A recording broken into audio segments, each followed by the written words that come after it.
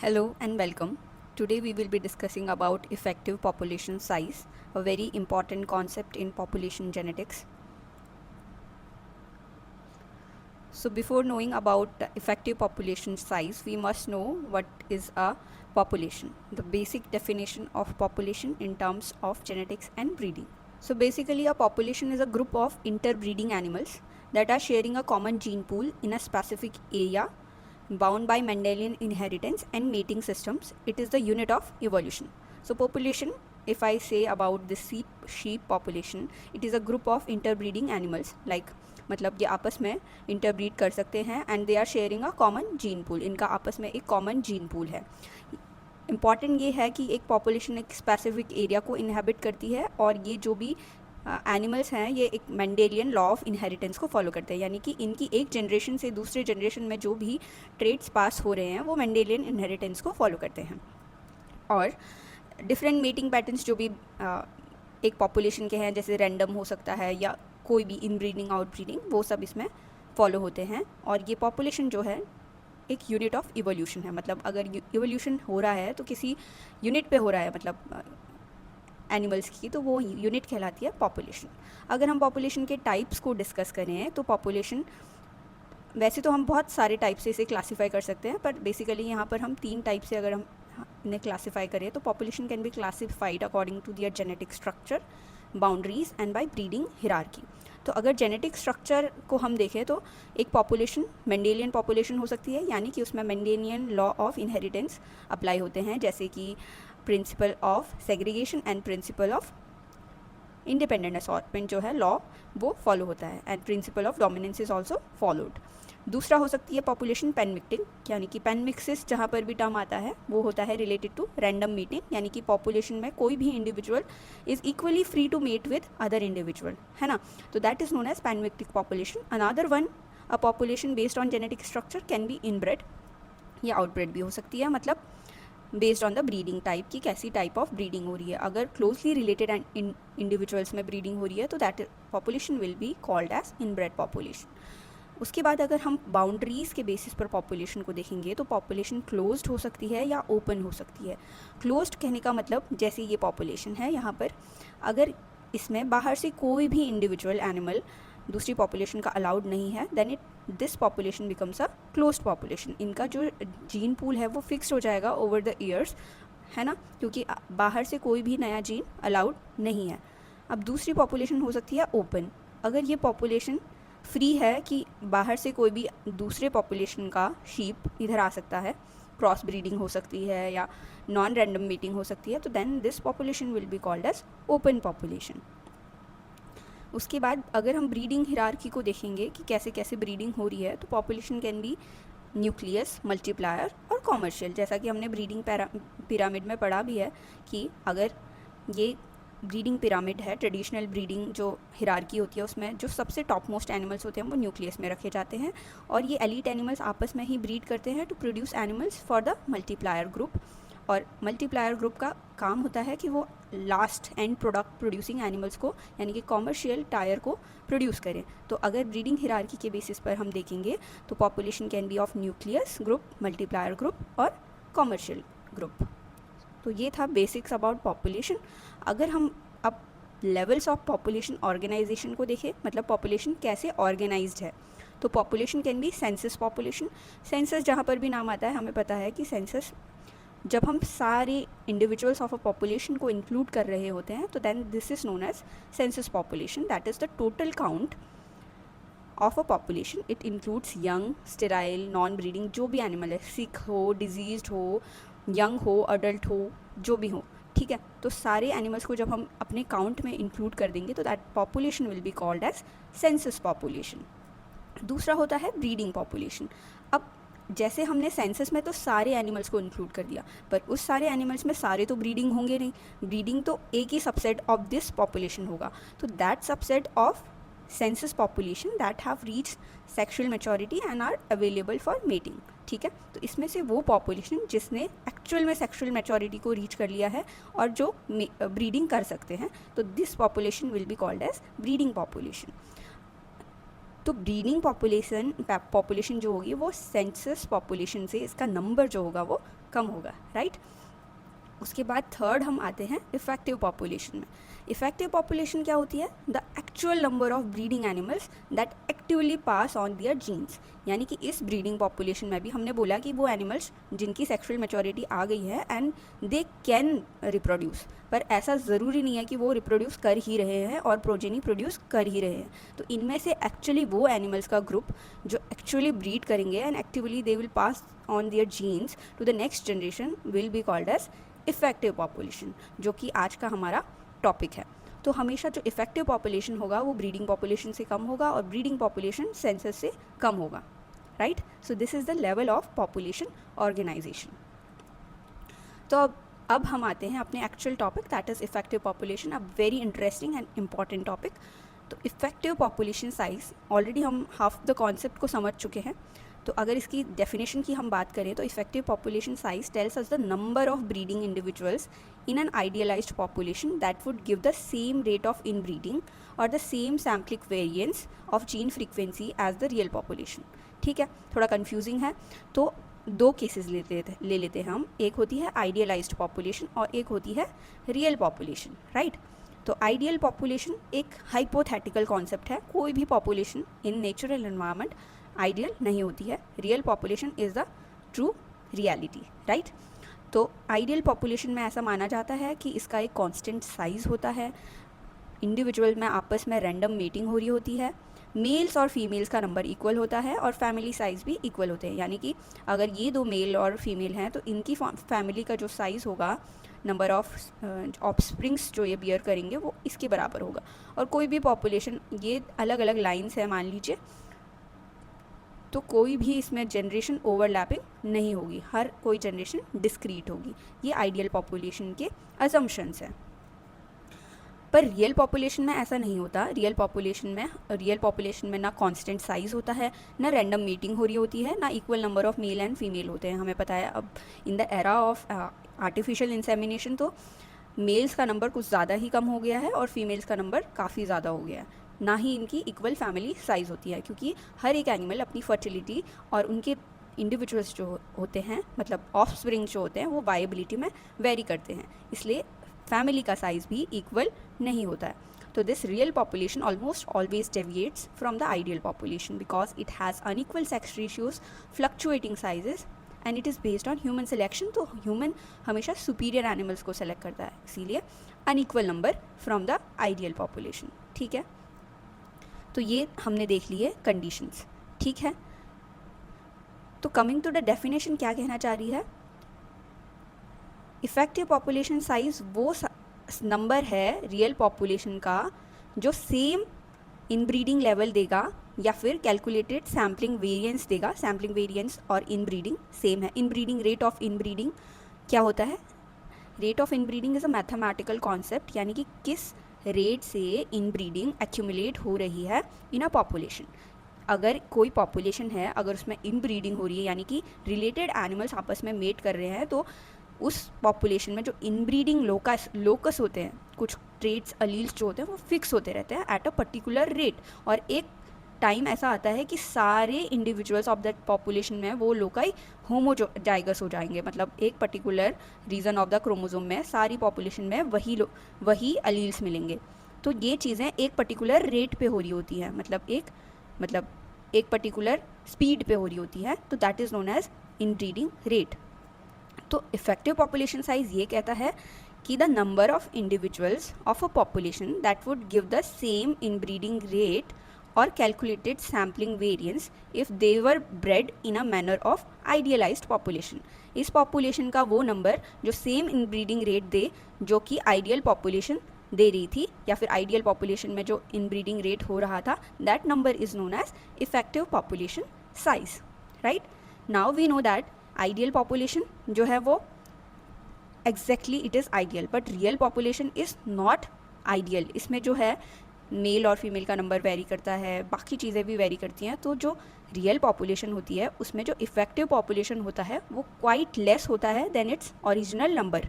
अगर ये 100 के नंबर में है तो इसका जो इफेक्टिव पॉपुलेशन साइज़ होगा वो काफ़ी कम होगा than 100, that is what the concept of effective population size is. Okay, अब गोल्डन रूल ये है कि अगर लार्जर एनी होगा, इफेक्टिव पॉपुलेशन साइज किसी का ज़्यादा होगा, मतलब इस पॉपुलेशन में अगर इफेक्टिव नंबर ऑफ ब्रीडर्स ज़्यादा हैं तो रेट ऑफ इनब्रीडिंग कम होगा। क्योंकि हमें ये भी पता है, क्योंकि जैसे जैसे number of individuals in a population कम होते जाते हैं, ड्रिफ्ट होता है, इनब्रीडिंग रेट बढ़ जाता है। तो एक बेसिक कॉन्सेप्ट ये है कि इंडिविजुअल्स अगर ज़्यादा हैं, ज़्यादा किसी की पॉपुलेशन है, तो they have a greater choice कि वो आपस में अपनी चॉइसेस बना सकते हैं फॉर रैंडम मीटिंग, और जिससे कि इनब्रीडिंग का रेट कम होगा। तो जब भी हम इफेक्टिव पॉपुलेशन की बात करते हैं, इफेक्टिव पॉपुलेशन साइज की, तो वो डिस्कस कर रहा है about real population in comparison to the idealized population, right. अगर आइडियलाइज्ड पॉपुलेशन होती तो रियल पॉपुलेशन में क्या होता, तो इस वे में it is talking about the effective population size. तो effective population size it is the imaginary number of perfectly breeding individuals that would produce the genetic effects we actually observe in the messy real world। ठीक है, तो ये compare कर रही है actually idealised population को real population से। अगर हम आइडियल पॉपुलेशन की बात करें तो आइडियलाइज्ड जो पॉपुलेशन होती है उसमें जो रेट ऑफ इनब्रीडिंग होता है, यानी कि किस रेट से इनब्रीडिंग चेंज हो रहा है in a population, is equals to 1/2 NE। It is inversely proportional to effective population size. अगर इफेक्टिव पॉपुलेशन साइज ज़्यादा होता है तो rate of inbreeding accumulation will be less. तो पर जनरेशन जो चेंज हो रहा है इनब्रीडिंग में, that is inversely proportional to effective population size. क्योंकि हमें पता है real populations are messy, messy कहने का मतलब है कि unequal number of male and female होते हैं, ओवरलैपिंग पॉपुलेशंस होती हैं, नॉन रैंडम मीटिंग हो रही होती है, बाकी भी बहुत सारी कंडीशंस हैं।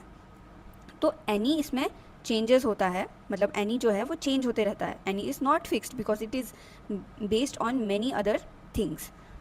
और ये there are specific 6 cases that have been discussed by Falconer, we will discuss them, right. तो फर्स्ट केस में अब हम ये देख रहे हैं, हमें पता चल गया कि एनी तो क्या होता है, ठीक है। अब हम देखते हैं कि एनी किन किन केसेस पे डिपेंड करता है या फैक्टर्स पे डिपेंड करता है, या कौन कौन से ऐसी कंडीशंस हैं जिनमें एनी चेंज होता है। क्योंकि N e is a concept that is acting on real population when we are comparing it to idealized population, right. तो पहला केस है जब हम क्लोज मीटिंग्स को एक्सक्लूड कर देंगे तो एनी में क्या इफेक्ट पड़ेगा या एनी की वैल्यू क्या रहेगी, राइट। अवॉइडिंग क्लोज मीटिंग, अब जब हम क्लोज मीटिंग अवॉइड करेंगे, क्लोज मीटिंग कहने का मतलब इनब्रीडिंग को अवॉइड कर रहे हैं, तो इससे अर्ली इनब्रीडिंग जो है वो कम हो जाएगी, but it does not replace the need to increase N e overall. ठीक है, हम ये सारी चीज़ें क्यों कर रहे हैं कि हमें इनब्रीडिंग का रेट कम कर लें हम, राइट। हम एनी को जब मेंटेन करते हैं तो हमारा मेन फोकस ये रहता है कि हम इनब्रीडिंग रेट को कम करें, क्योंकि N e is inversely proportional to delta F. तो पहले केस में हम क्या कर रहे हैं, एक्सक्लूड कर रहे हैं क्लोज मीटिंग्स को। पर क्लोज मीटिंग्स को एक्सक्लूड करने के बाद भी ये ज़रूरी नहीं होता कि इनब्रीडिंग कम ही हो जाए, ठीक है। ये क्या करता है, अर्ली इनब्रीडिंग जो आ रही होती है उसे डिले तो कर देता है, पर इसका मतलब ये नहीं है कि हमें एनी को बढ़ाना नहीं पड़ेगा। एनी को हमें बढ़ाना पड़ेगा, भले ही हम उसमें क्लोज मीटिंग अवॉइड करें या ना करें, राइट। तो पहला है सेल्फ फर्टिलाइजेशन। क्लोज मीटिंग्स में एक तो सेल्फ फर्टिलाइजेशन आता है और दूसरा सिबलिंग मीटिंग। तो अगर हम सेल्फ फर्टिलाइजेशन को एक्सक्लूड करते हैं तो जैसे प्लांट्स के केस में ये सेल्फ फर्टिलाइजेशन कर सकते हैं, ठीक है, या फिर जो हर्माफ्रोडाइट्स होते हैं वो सेल्फ फर्टिलाइजेशन कर सकते हैं। तो इस केस में एनी की वैल्यू हो जाती है, दीज आर मैथमेटिकल फार्मूलाज और इसे हमें रिमेंबर करना पड़ता है। तो N e is equals to n plus 1/2, और इस केस में डेल्टा एफ यानी कि रेट ऑफ इनब्रीडिंग विल कम, क्योंकि रेट ऑफ इनब्रीडिंग यहाँ से हमें पता चलता है 1/2 एनी है। तो एनी की वैल्यू अगर हम यहाँ पे रख देंगे तो 2n plus 1, right. So this is the first case. दूसरा case 1 in exclusion of close meetings. In this case if we exclude sib meeting, यानी कि जो सिब्स हैं, हाफ सिब्स या फुल सिब्स, उनकी मीटिंग को अवॉइड करेंगे, तो उस केस में एनी की वैल्यू होती है n plus 2 and delta F will be the rate of inbreeding will be. क्योंकि बेसिकली हमें एनी कैलकुलेट करने का मतलब हम क्यों कर रहे हैं, इसकी यूटिलिटी यही है कि इनब्रीडिंग रेट को हम कम से कम कर पाएँ। तो इनब्रीडिंग रेट को पहले तो हम कैलकुलेट करेंगे, उसके बाद ही हम मीजर्स ले सकते हैं इनब्रीडिंग को कम करने के, क्योंकि हमें पता है इनब्रीडिंग के बहुत ही हार्मफुल इफेक्ट्स होते हैं पॉपुलेशन में। तो डेल्टा एफ इस केस में आता है 1/2n प्लस 4। अब क्लोज मीटिंग को अवॉइड करने से जो एवरेज ये है रेट ऑफ इनब्रीडिंग वो तो कम हो जाता है, पर जो टाइम के साथ साथ एक्यूमुलेट हो रहा है एनी इनब्रीडिंग उस पर ज़्यादा इफेक्ट नहीं पड़ता है, क्योंकि ओवर द जनरेशन भी इनब्रीडिंग एक्यूमुलेट होते रहती है, पर ये अवॉइडिंग क्लोज मीटिंग उस एक्यूमुलेशन पे ज़्यादा इफेक्ट नहीं करती है। ठीक है। दूसरा केस है अनइक्वल सेक्स रेशियोज़ का। अगर हमारी पॉपुलेशन रियल पॉपुलेशन में अनइक्वल सेक्स रेशियो है तो उसमें एनी का क्या वैल्यू होगा और डेल्टा एफ क्या रहेगा। ठीक है, क्योंकि हमें पता है कि लाइफ स्टॉक में स्पेशली आप कैटल बफेलो में देखेंगे तो अभी आर्टिफिशियल इंसेमिनेशन बहुत ज़्यादा यूज़ हो रहा है, तो इस केस में only superior animals bulls specially are allowed to mate, मतलब इनका जो सीमन स्ट्रॉ है दैट इज़ ओनली उनका ही एआई किया जाता है। तो females are very much in number while the male are very less in number, right. तो एनी जो है वो obviously it is not an idealise population, क्योंकि आइडियल पॉपुलेशन में हम पढ़ते थे कि मेल का नंबर इक्वल होना चाहिए फीमेल के, so this is not a idealise population. तो इस केस में एनी चेंज हो जाता है from the idealise population and the NE depends heavily on the less numerous sex, यानी कि इस केस में एनी जो है वो हैवीली डिपेंड करेगा मेल्स कितने यूज़ हुए हैं। Even if we have thousands of female, हमारे पास बहुत सारी फीमेल्स हो सकती हैं, पर बहुत कम मेल अगर हमारे पास होंगे तो एनी का नंबर ड्रास्टिकली डिक्रीज़ हो जाएगा। ठीक है, हमने ये पढ़ा था कि रियल पॉपुलेशन से एनी का नंबर कम होता है, पर अगर इस तरीके की पॉपुलेशन होगी जिसमें बहुत ज़्यादा सेक्स रेशियो बहुत ज़्यादा अनइक्वल होगा तो इस केस में जो एनी होता है वो ड्रास्टिकली डिक्रीज़ हो जाता है, और जो डिक्रीज़ होता है that depends mostly on the less numerous sex. अब हम देखेंगे फार्मूला। इस केस में एनी की वैल्यू होती है 4 NF। NM क्या है? नंबर ऑफ मेल्स, यानी कि इस केस में अगर हम देखेंगे तो 1 मेल, और NF is number of females. NM plus NF is the total number, यानी कि टोटल सेंसस साइज जो भी है, ब्रीडिंग साइज। उसके बाद डेल्टा एफ का फॉर्मूला 1/2 NE अगर हम कर देंगे तो it will come as 1/8 NM plus 1/8 NF। इससे बहुत इंपॉर्टेंट क्वेश्चंस भी आते हैं, those which are very easy to solve, but ये फार्मूला हमें पता होना चाहिए और कब हमें इसे अप्लाई करना चाहिए।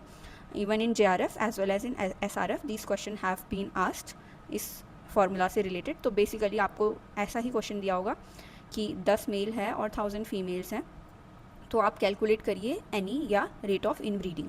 ठीक है, तो एनी क्या हो जाएगा 4 NM NF plus total number, total census population ये है, और अगर आप एनी को कैलकुलेट करेंगे इस केस में तो एनी की वैल्यू आएगी 40। अब आप we can appreciate the fact that even with 1010 animals this large number of population real population the effective population size is only 40 animals, यानी कि only 40 animals are there that are actually producing offspring for the next generation, right. So the effective population size has drastically reduced from this real population size. इसका मतलब जब हम unequal number of sex ratios use करेंगे तो NE जो है वो drastically decrease हो जाता है, and this drastic decrease depends on less numerous sex. अब जो एनी डिक्रीज़ हो गया है तो यानी कि डेल्टा एफ बढ़ जाएगा, right, because delta F is inversely proportional to NE. 2/1/2 NE कर देंगे तो डेल्टा एफ का वैल्यू हम यहाँ से कैलकुलेट कर सकते हैं, right. Now case 3 fluctuating population size.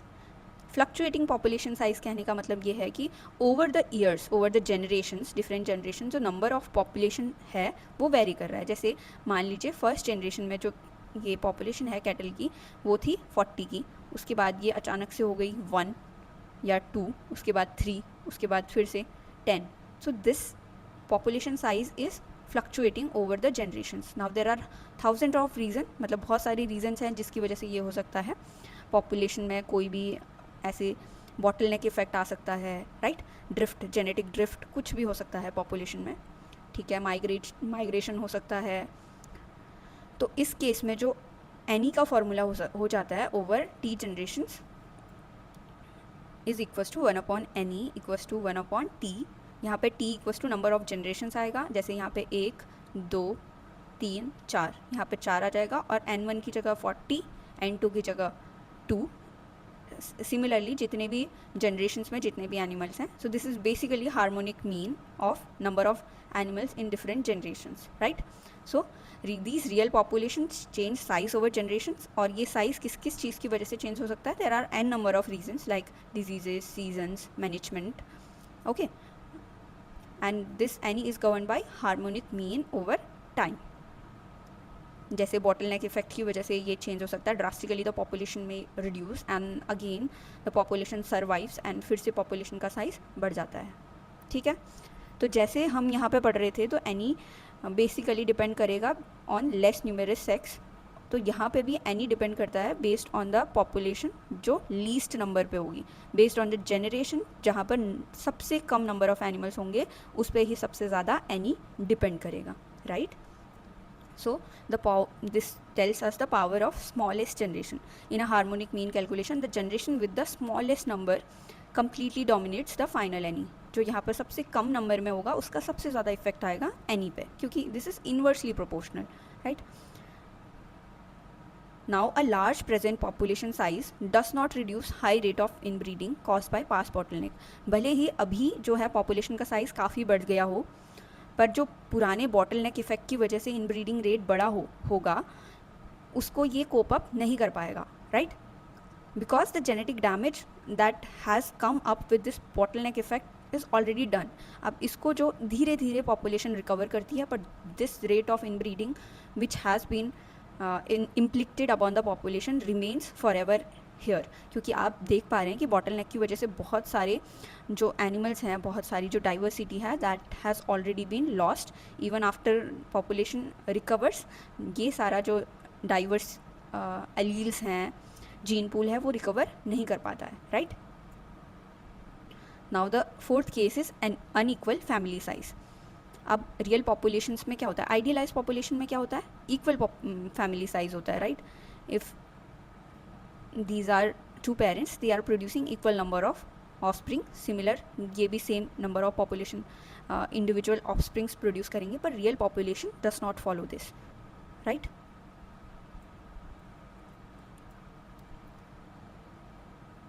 The number of offspring from a parent that become breeders in the next generation is the family size. So ideal population में equal family size होगा, पर real population में कुछ population ऐसी होती हैं जो number of offspring ज़्यादा प्रोड्यूस करेंगे and this offspring will grow up to become parents for the next generation. While जो दूसरे पॉपुलेशन होंगे वो बिल्कुल भी जो ऑफस्प्रिंग्स हैं वो प्रोड्यूस नहीं कर सकते, may be because they are less fertile और उनके जो प्रोजेनी है वो लेस वायबल हो सकते हैं, ठीक है. तो ये जो फैमिली वेरिएंस होगा, family variance V K is family variance, तो ये difference in the family size is known as family variance, okay. तो ये कम होता है in case of ideal population, कम और zero. In case of real population it is high, ठीक है. और ये फैमिली वेरिएंस किसकी वजह से आता है, अनइक्वल फैमिली साइज की वजह से आता है. Unequal fertility, survival and intense human selection की वजह से जो होता है ये फैमिली साइज वेरी करता है, और इसकी वजह से एनी जो है वो ड्रास्टिकली ड्रॉप कर जाता है, ठीक है. तो इस केस में फॉर दो केसेस हैं इसमें, एक तो मोनोगैमस सेक्स के लिए और दूसरा पॉलीगैमस. मोनोगैमस मतलब वन मेल है और one female and for a lifetime they pair up together, ठीक है, जैसे ह्यूमंस के केस में है. For equal sex number NE will be equals to 4n divided by VK plus 2. VK here is family size variance, ठीक है. दो फैमिलीज़ हैं, उनके साइज में क्या वेरिएंस है, that is known as VK. उसके बाद है पॉलीगैमस. पॉलीगैमस मतलब in case of livestock you can see that if one superior cattle और बुल इज़ देयर, उसके बहुत सारे फीमेल्स में एआई करा रहे हैं, तो that will be a case of polygamous, ठीक है. तो वेरिएंस ऑफ मेल अलग होगा और फीमेल्स का अलग होगा, यानी कि मेल का फैमिली साइज़ अलग है, फीमेल का फैमिली साइज़ अलग है, तो वेरिएंस भी अलग अलग होगा, राइट. क्योंकि ये मेल है, इसकी सारी फैमिलीज़ हैं, ठीक है, बस फीमेल की जो ये ऑफस्प्रिंग प्रोड्यूस करेगा वही इसकी फैमिली होगी, फैमिली साइज होगा, right. So in this case NE is equals to 8n divided by VKM. Male का फैमिली साइज वेरिएंस, फीमेल का +4.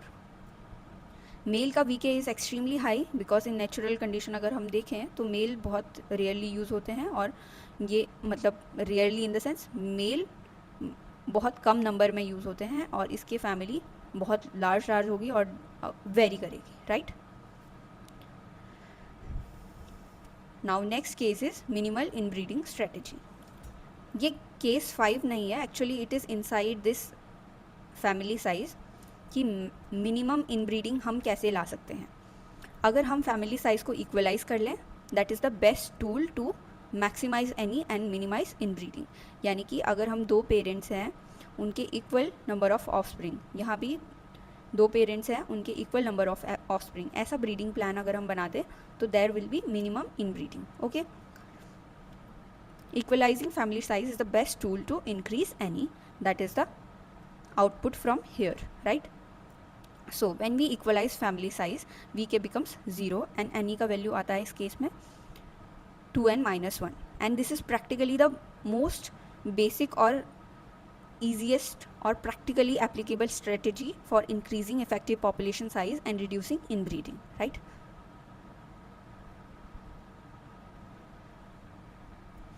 अब नेक्स्ट केस आता है ओवरलैपिंग जनरेशन्स का.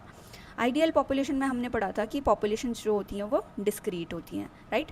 डिस्क्रीट पॉपुलेशन कहने का मतलब जब ये पॉपुलेशन हट जाएगी तब ये पॉपुलेशन आएगी, जब ये पॉपुलेशन हट जाएगी तब ये पॉपुलेशन आएगी. पर इन केस ऑफ एनिमल्स और ह्यूमंस में भी आप देख सकते हैं कि population are not discrete but they are overlapping. यानी कि हमारे पेरेंट्स, अभी हम अडल्ट हो चुके हैं, हमारे ऑफस्प्रिंग भी हो सकते हैं, उसके साथ साथ हमारे parents are also surviving.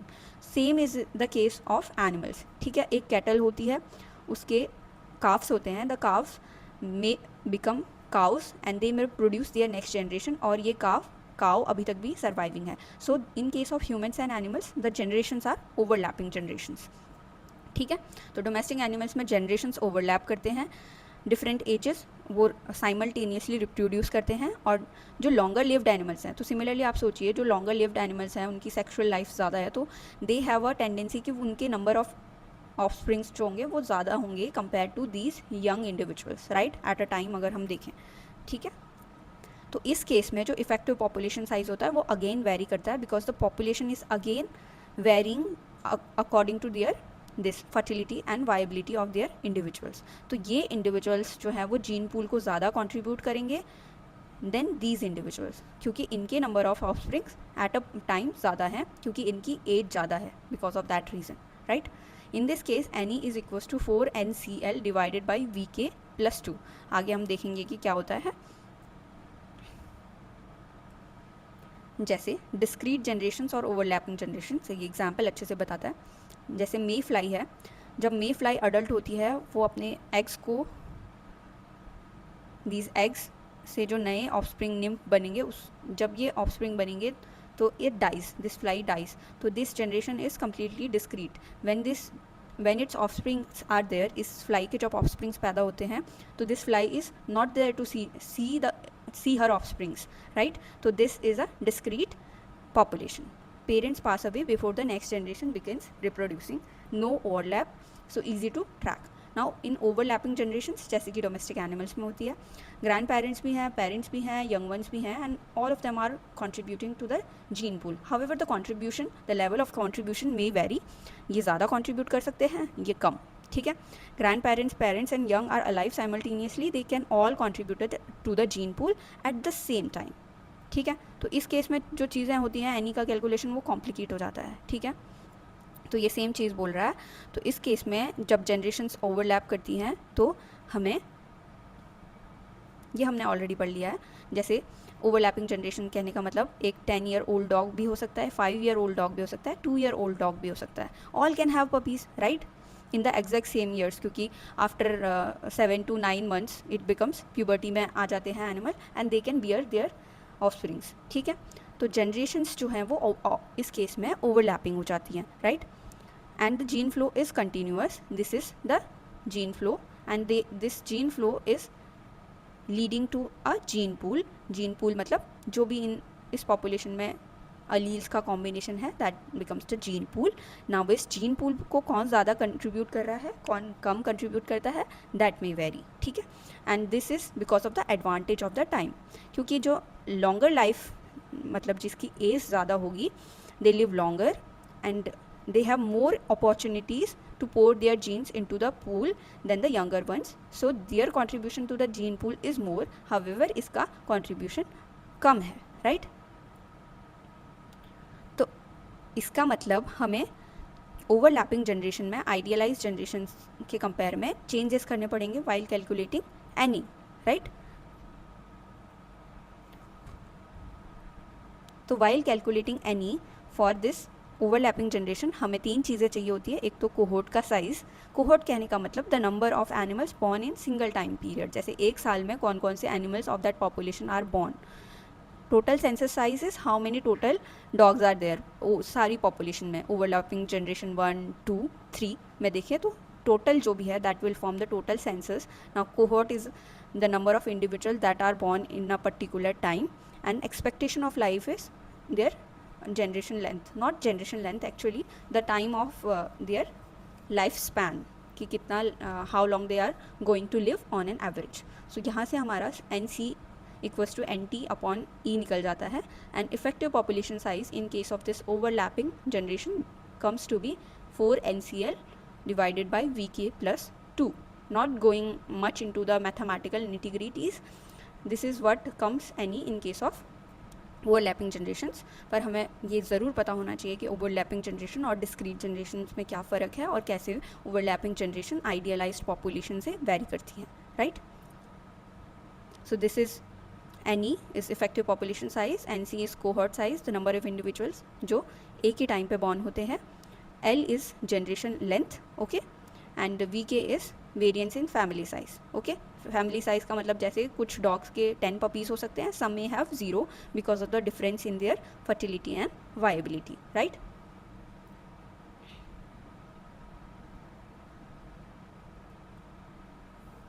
So this was about overlapping populations.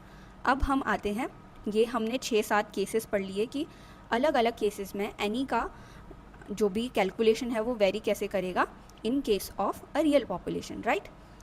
तो एनी क्या होता है, what we discuss, NE is the number of individuals of a population that would give rise to the same inbreeding rate or calculated sampling variance if they were bred in a manner of idealized population.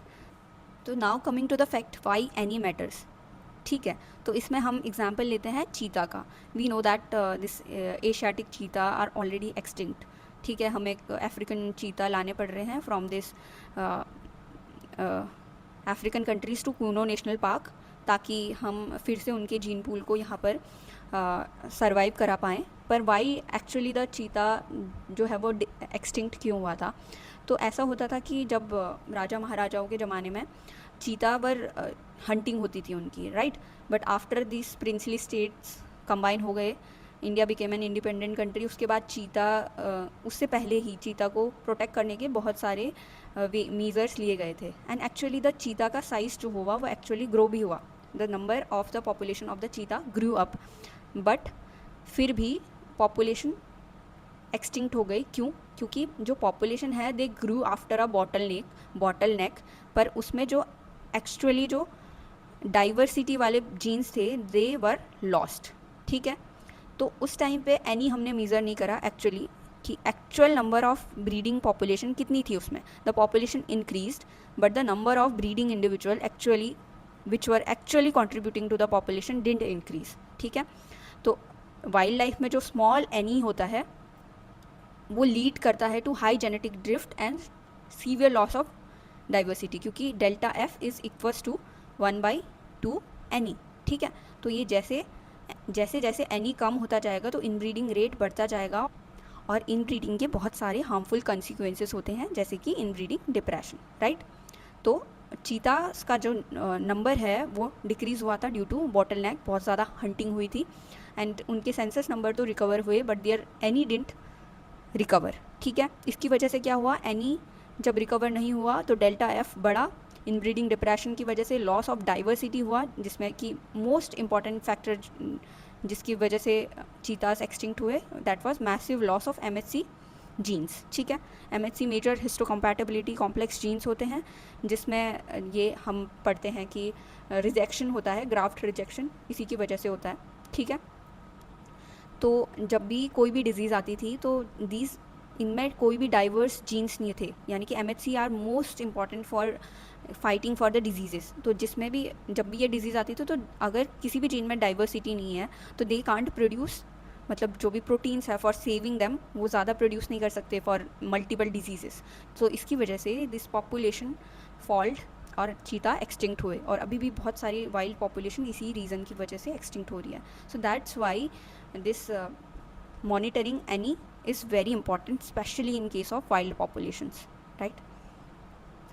तो any का काम है important for designing conservation breeding, ठीक है, कि हम किस तरीके से any को मैनेज करें by incorporating mutation और by preventing genetic drift. Okay, any is actually very critical for maintaining the mutation drift balance. mutation मतलब नए genes incorporate हो रहे हैं population में, drift मतलब जो लोकस है वो फिक्स हो रहे हैं ड्यू टू कोई भी एलील्स या तो फिक्स हो जा रहा है 1 की फ्रीक्वेंसी पे या फिर 0 लॉस ऑफ एलील्स हो रहा है, ठीक है। तो इस म्यूटेशन ड्रिफ्ट बैलेंस के लिए इंपॉर्टेंट है एनी को मॉनिटर करना, specially in case of endangered species. अगर एनी कुछ ज़्यादा ही ड्रॉप हो गया तो drift comes into action, right. अगर नंबर ऑफ द इंडिविजुअल्स कम हो गए किसी पॉपुलेशन पे तो जेनेटिक ड्रिफ्ट उसमें काम करना लग जाता है, एंड द पॉपुलेशन का जो भी जीन फ्रीक्वेंसी होती है वो रेंडमली डेविएट करने लग जाती है किसी भी डायरेक्शन में। This gene frequency might fix और द जीन और the allele might get lost from the population, right, ठीक है। और जो हेट्रोजाइगोसिटी होती है पॉपुलेशन, क्योंकि फिक्सिंग हो रही है, या तो ये 1 पे पहुंच जा रहा है या तो 0 ही हो जा रहा है, तो हेट्रोजाइगोसिटी ड्रास्टिकली रिड्यूस हो जाती है, ठीक है। तो हेट्रोजाइगोसिटी और एनी का रिलेशनशिप है, this formula gives the relationship between expected heterozygosity and effective population size, where mu is equals to the rate of mutation, right। जैसे जैसे रेट ऑफ म्यूटेशन हम बढ़ाएंगे तो हेट्रोजाइगोसिटी बढ़ते जाएगी, ठीक है। तो heterozygosity, expected heterozygosity is equals to 4 NE mu plus divided by 4 NE mu plus 1। Now there are many practical utilities of NE. अगर हम यहाँ पे इफेक्टिव पॉपुलेशन साइज पढ़ रहे हैं तो इसकी बहुत ज़्यादा यूटिलिटी है, and it's very important topic per se.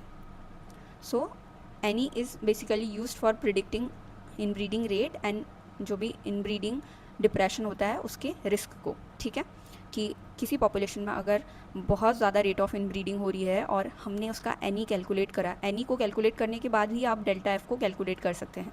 तो अगर डेल्टा एफ ज़्यादा आया तो we can take necessary measures, जैसे कि उसमें क्या क्या कर सकते हैं हम, बहुत सारी चीज़ें जो हमने नंबर ऑफ़ केसेस देखे कि मेल और फीमेल के नंबर को इक्वल कर सकते हैं, फैमिली साइज़ को इक्वल कर सकते हैं, क्लोज मीटिंग्स को अवॉइड कर सकते हैं, right. These are the measures we can take to prevent inbreeding. Now it can be use for quantifying drift intensity, ठीक है।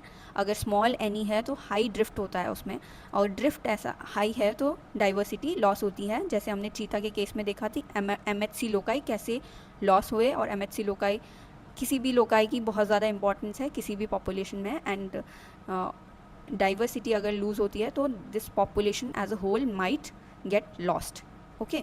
उसके बाद कंजर्वेशन प्लानिंग में हमें हेल्प कर सकती है NE. It is crucial for designing breeding programmes for endangered species. जैसे किसी पॉपुलेशन का एनी बहुत कम है, डेल्टा एफ बहुत ज़्यादा है, तो we might need cross breeding programmes या रैंडम ब्रीडिंग हम उसमें करवा सकते हैं। इन ब्रीडिंग को प्रिवेंट कराना पड़ेगा हमने उस पॉपुलेशन में, right. Then determining actual size, जैसे हमने देखा था कि 10110 was the size of the total census size, but effective population size इस पॉपुलेशन में सिर्फ 40 आ रहा था, यानी कि only 40 number of individuals are there that are actually contributing to the next generation. तो एक्चुअल साइज हम डिटरमाइन कर सकते हैं, okay. Then based on N E we can devise our breeding strategy, okay, कि हमें क्या सिर्फ अपना नंबर इंक्रीज़ करना चाहिए या फिर फैमिली साइज़ को इक्वलाइज करना चाहिए या मेल्स को बढ़ाना चाहिए, और उस बेसिस में हमें रैंडम मीटिंग करनी चाहिए, क्रॉस ब्रीडिंग करनी है उसके लिए, या जो भी मेथड हमें यूज़ करना है to devise breeding strategy, N E is used, right. So this is the practical utility of N E. Now there are 2 rules also guiding कि एनी कितना होना चाहिए। One is 50/500 rule. This was given by Franklin, इसको Franklin का rule भी कहा जाता है। This tells that the minimum number of N E for a population to maintain its diversity should be 50 in short term, और लॉन्ग टर्म में this number should be 500। तो Franklin का रूल कहता है कि the N E should be 50/500 rule कहते हैं इसको, यानी कि शॉर्ट टर्म में एनी का number, the effective population size should be at least 50 for short term maintenance and drastic inbreeding को प्रिवेंट करने के लिए, and in long term we should increase this number to 500 ताकि पॉपुलेशन में एक adequate diversity maintained हो. Now this is an older rule. Modern geneticists and breeders say that this rule is अब change हो गया है टू 100/1000, यानी कि शॉर्ट टर्म में एनी की वैल्यू होनी चाहिए minimum 100 number of individual should be there. Effective population size की बात कर रहे हैं हम, नॉट पॉपुलेशन, ठीक है. And for long term maintenance of variability and diversity and the continuity of a population, the minimum any in long term should be 1000, ठीक है. ये इमीडिएट प्लान की बात कर रहा है और ये लंबे टाइम पॉपुलेशन के स्टेबिलाइजेशन और ग्रोथ कंजर्वेशन के लिए, right. So this is फ्रैंकलिन्स rule 50/500 and this is the now adopted model for conservation based on effective population size. So this is one of the very important and interesting topics, especially it is very important in case of wildlife conservation and conservation of endangered species, जो कि बहुत important है, and it is the need of the hour to maintain and monitor effective population size. Thank you for a patient listening. See you in the next lecture.